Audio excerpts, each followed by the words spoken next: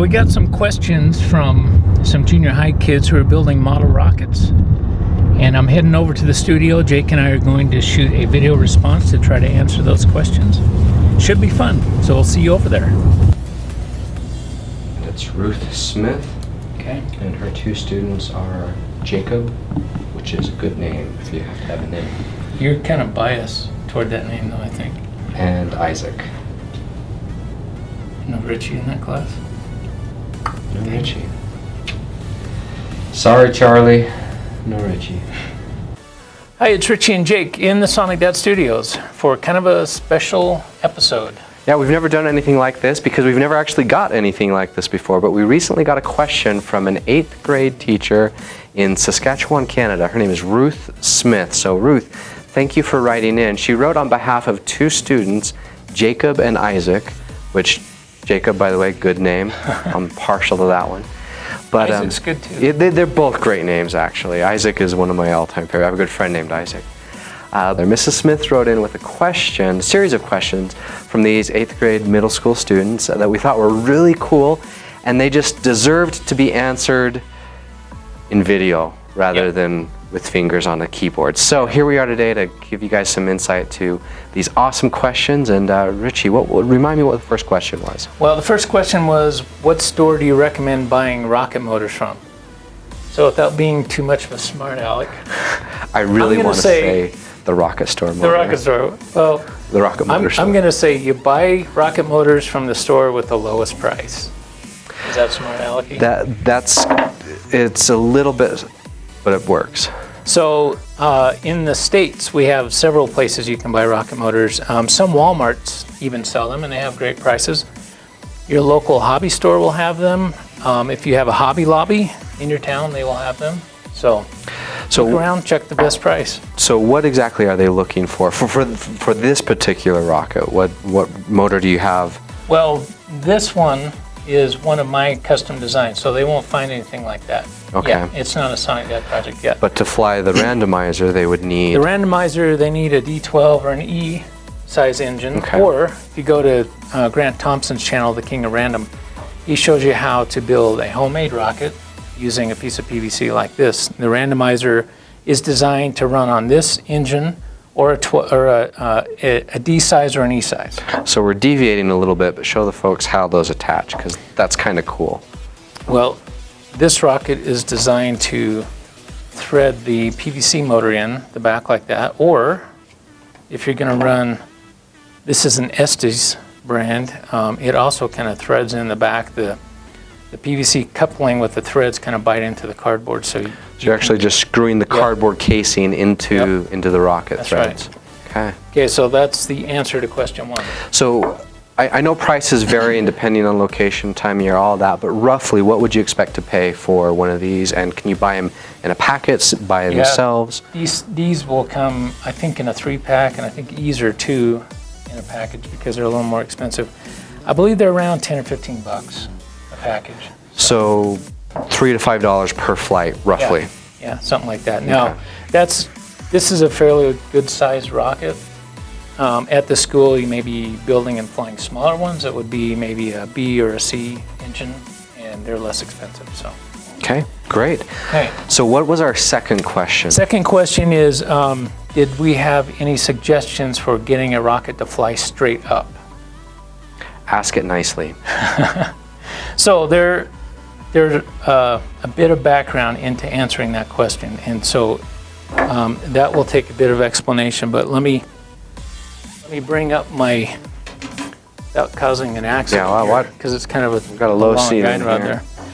This is a launch pad that is actually a Sonic Dad project. So, and it's designed for larger rockets. It has a 3/16 diameter guide rod. So the answer to the question is, model rockets are stabilized aerodynamically. So let me explain that. If you have watched one of the launches that you can see on YouTube or streaming of the SpaceX Dragon rocket, have you seen any of those launches? Mm-mm. Okay, well, that you'll notice that rocket does not have fins. Okay, so the way it's stabilized is with instrument units that have gyros in them so it can sense what the rocket is doing at the nose. And they gimbal the motor, which changes the thrust vector. So it's essentially kind of like balancing the rocket like I'm doing here.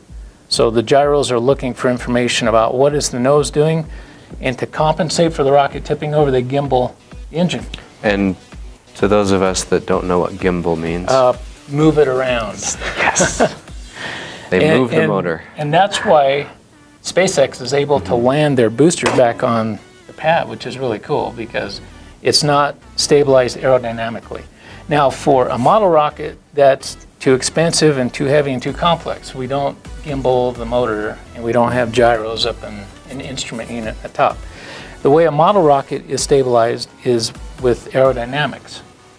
So that means it has to be moving to be stable. That's right. So I'm going to explain how a model rocket is stabilized aerodynamically. So when you're a kid, you're driving around, you stick your hand out the window. You ever do that?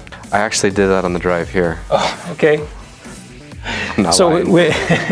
when you change the angle of your hand, what happens? Yeah, You feel- you feel the hand either want to move up or down, Yeah. or you find that sweet spot where it's just stays stable. Okay, the reason for that is you have airflow because the car is moving, and you have surface, you have a surface. Your hand has a certain amount of surface area. When that airflow contacts the surface, there is an aerodynamic force applied, okay? So on a rocket, we have to understand two different forces at work to understand stability. One is called the center of pressure, and what I like to think of the center of pressure as the center of surface area, or the medium point of surface area. So when this thing is flying through the air, all of this surface area is being acted on by the air flowing over it. So if I were to take, say, a shaft like this and drill a hole through my rocket and create a pivot point, and then put a really powerful fan at the front, depending where I put that axle, this rocket's going to behave in different ways. If I put it all the way up here, you can see how much surface area I have behind that pivot point. This tail is going to keep pointing into the wind, but what if I moved the pivot way back here? You have all this surface area in front of the pivot. What's going to happen? It's probably going to veer off. It's going to blow the nose around like that. Yeah. So it's kind of like a surface area tug of war. So the surface area on one side of the pivot is battling against the surface area on the other side of the pivot. And the one with most surface area will win, just like a weather vane. So do these increase the surface area, therefore They definitely- shifting the point Center of pressure. back, or Yeah. the center of pressure back? Yeah. So you might be thinking, well, there's no actual pivot point on a rocket, but there actually is. So a body that's in free motion has a pivot point. It's always the center of gravity. So this actually does have an axle or a pivot. So what we do is, of course, we're going to want to put the engine in to get an accurate center of gravity. And I also have the recovery parachutes in here in the wadding. So I am looking for the center of gravity, which is where it's going to balance. So if you look at that, what we want is the center of pressure, or the medium of the surface area, to be behind the center of gravity. And there are ways to test that, and we're going to show that in a minute. But to answer the question about how do you get a rocket to point straight up, first you have to have a rocket that is stable, aerodynamically stable. If you don't, if the center of pressure is behind the CG, then you've got more surface area up front, and it's going to go nuts. It's going to be a model rocket rodeo, and you don't want that because it might hit your buddy or put a dent in your car. That's Or bad. both. Or put a dent in your buddy. Yeah. So if you're building your own rocket, you definitely want to test it before you fly it, and I'm going to show you how to do that. So if you're assuming your rocket is stable, the way to get it to fly straight up is pretty simple. You want to point the guide rod on your launch pad straight up. Now, it's also important to understand that if you fly in the wind, as soon as this thing leads to the guide rod, remember the center of pressure and the center of gravity. If you have wind blowing this way, it's going to act on the bottom because that's where most of the surface area is. And if I have that force acting on the bottom, what is the nose doing? It's going into the wind. So if you fly when it's windy and you point that straight up, this is going to veer off into the wind. So best thing to do, if you do want it to go straight up, fly when it's calm. So I feel smarter. Get rid of this launch pad. So to test a rocket's stability, we can do something called a swing test. And basically, what we're going to do is artificially simulate airflow over the surface area of this rocket and see which side of the tug-of-war is going to win. Okay. If the bottom side wins, we have a stable rocket. If the top side wins, we don't. So this little rig is just a piece of paper towel roll, and I've tied some string to it, and I've got it attached to the paper towel.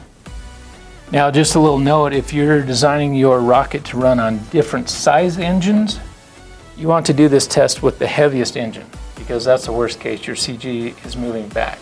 Okay. Okay, so what you do with the swing test is you put this little apparatus on the rocket, find the CG, which I've done right there. See, it's balancing. And I've got a couple of pieces of tape, and I'll just kind of stick those on there. And then we're going to go out on the ramp of the hangar out here and swing it around, because there's definitely not enough room in here. We'll damage something or put a dent in our Put a buddy. dent in your buddy's head. So we'll be right back to wrap this up.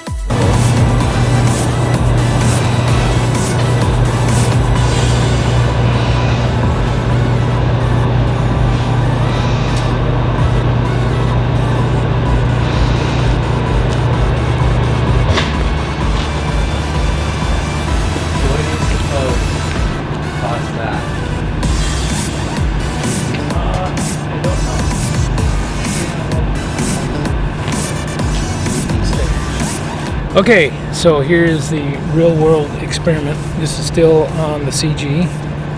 And so we're going to find out if the center pressure is behind or in front. If it's behind, it's stable. If it's in front, it's not. Okay, so I'm Okay, I'm gonna get out of the way for this. All right. Okay, that is stable. Don't dent your buddy's head. Would you agree, Jake? I think that looks good. I think I'm getting dizzy. Okay, now what I'm going to do is I'm going to simulate moving the center of gravity back, which would put it behind the center of pressure.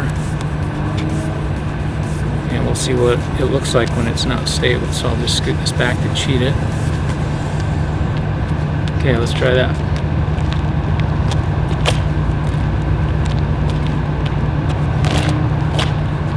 Okay, what are you seeing there? I see a tilt-a-whirl. That is a model rocket rodeo if you were to launch it. Not stable.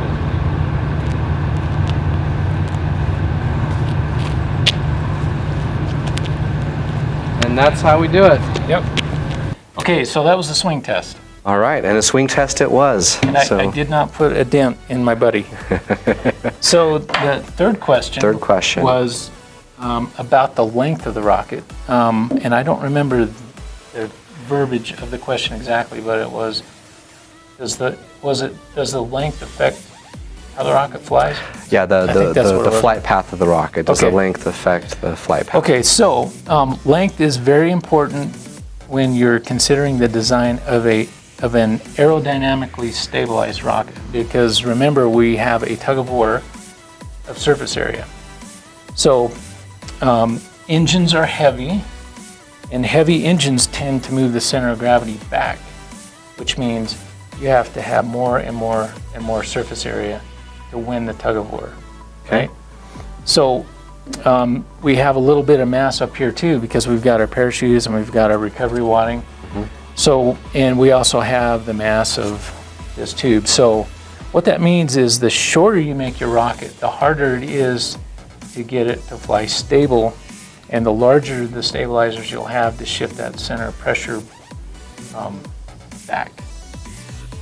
So you can make a stubby rocket. It just takes a lot more work to figure out the balance, and And there is kind of a trick you can do, and one that I had to do on the randomizer, because this homemade engine is very heavy, and obviously I had to design this to be stabilized. And this was a design collaboration with Grant. We worked on this together, but basically if you look at the shape of these fins, what I've done is swept them back quite a ways, and that effort is to get surface area back as far as I can. And I'm also taking advantage of the leverage, because the CG is kind of the pivot point, and the further back I can get the surface area, I can take advantage of leverage. So when you say swept, you're just talking about the angle. Yeah, right? see the angle they comes taper back pretty yeah. sharply. So I've got the fins all the way back to where the engine is. So stubbier rockets, you have to do things like sweep the stabilizers back to get that surface area back there as far as you can. So you can make short rockets, it's just a lot more challenging. So let's see. So the short answer is yes. Yes, length does affect stability. You can make a real stubby rocket if you want to. It's a lot more work. And this is one that I designed from scratch. I even rolled the tubes myself. I used a PVC pipe mandrel and cut some strips of poster board and some stick glue and wrapped them around. So when you're designing a rocket from scratch, you can do all kinds of things with the length and figure out how long you want the rocket. Of course, when you're designing things that fly, it's always a trade-off between weight and performance and drag and all those kind of things. So when you're designing your own, you can make it any length you want. Okay. So let's move on to our fourth and final question for Jacob and Isaac. And the question is, does the shape of the parachute yes, matter? About parachutes. Yeah, shape of the parachute. Well, I think the thing that matters most is whether or not it opens. that is kind of critical. Assuming it opens, what's the Opening next parachutes are very desirable. So I'm going to show you the parachutes I have in this one. This is shock cord, and if you get the instructions for the randomizer, it shows you what all these things are for and lengths and how to do it. So the answer to the question, does shape matter? It can. A round chute tends to oscillate, and that means that when it's descending, because of the pressure that's inside the chute, what happens is that pressure will kind of spill over the high edge of the chute, which pushes the chute over, and then it will oscillate back like this. And so they oscillate back and forth. So does that mean that whatever is hanging from the chute is also swinging? It can. Yeah. And the only problem with oscillation, other than I hate how it looks, if you're a parachutist and you're hanging under a chute that oscillates, if you happen to hit the ground at the same time you're oscillating this way, you hit the ground a lot harder. And the rocket can do the same thing. So the Army came up with a new chute a few years ago called the T11, and it is a really unique design. Here's a picture of it. Basically, it's square, and you'll notice there are vents in the sides. So I've created a little chute that's very similar to that. It's square. The corners are gathered. This is made out of a dollar store tablecloth. But you can see I have 4 corners and 4 vents, 1 vent in each corner. And because the chute is gathered in the corner, I only need 4 shroud lines. So it's a lot simpler than a round chute. How many shroud lines will a round chute have? 6, 8. Okay. You've got to, because so maybe double the number of lines that can tangle. Yeah, it could be double. So there's less weight, less shroud lines to tangle. But these are very, very stable. They don't oscillate. And are they stable because of the vents or because of the square shape? They are stable because of the vents. So because we're releasing pressure on each corner, the chute won't oscillate. So could I just take my round chute and cut some holes in it? Well, some round chutes have a vent in the top, and that works kind of so-so. I haven't had a lot of success with vents in the top of a round chute. These are a heck of a lot more stable than a round chute. Now, in your rocket design, you have more than just one chute. This one has 2, just because this rocket is a little heavier. The randomizer is lighter, and so it only has 1 chute in it. And so why not just one larger chute? Why the 2 here? Well, because I already had this design. This actually comes from Sonic Dad project for an action figure. So, and I kind of like the look of 2 chutes. You know, the Apollo program had 3, and 3 chutes out there looked really cool on it. I like the look of multiple chutes. So the And answer plus is you- because you could. Yeah, because I like it. And you have redundancy. You have a backup. And I have flown this several times, my prototype, and there was an occasion where only 1 chute deployed, and I got it back in 1 piece. So that's a good thing. Is that where this dent came from? No, I didn't notice that dent. That was the swing test. Oh, could be. Is that when it hit your head? It dented, not me. So if you want to use this kind of parachute on your design, we actually have a free download for the action figure parachute project, and you can get all the instructions and. We'll actually put a link to that right here. Yeah. So. Yep. So I hope that answered your questions. If it didn't, I guess write us back and I'll give it another shot. So Mrs. Smith, Jacob, Isaac, thank you guys. And until next time, I'm Jake. I'm Richie. Thanks for joining us. We'll see you later. This is Help Me Make My Rocket Fly. Pick 1. Do you want this on the... Here? That's fine right there. As it doesn't fall off. Come to the center a little bit more. Good? A little bit more. Perfect. Okay. Okay. All right. You clapped it, right? I did. Okay. How do I start this? This isn't in You it. want me to start and then you can... Yeah. Okay. Yeah, you gotta All get right. the rust off There you go. my vocal cords here. Thanks for watching. If you like what we're doing, click here to subscribe to our channel. Or click here to visit our website.